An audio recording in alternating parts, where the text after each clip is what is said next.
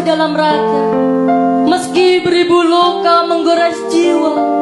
Siang, malam, kau syairkan agama Islam sebagai rahmat Tuhan. Walau pedihnya hati oleh hujatan dan ancaman kau rasakan.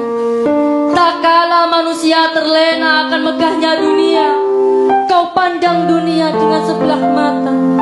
Dikala butiran api dunia diperebutkan, kau pilih berpaling tak menghiraukan.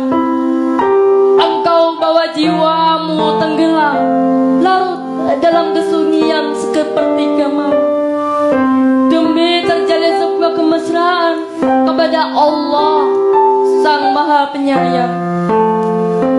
Roro Masrina, wanita lembut berperagai mulia.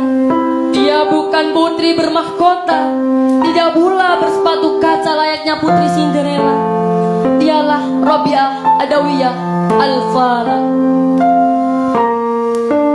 Duhai Dewi Jazuli, kasihmu bukan sekedar di mata, cintamu tak sebatas kata. Kau buktikan cinta begitu nyata. Seluruh pikiran kau curahkan, seluruh harta kau korbankan, sepenuh hati kau kerahkan demi perjuangan bersama suami tersayang. Al-Falah, kau tetap lestari hingga kini bersama putra-putri.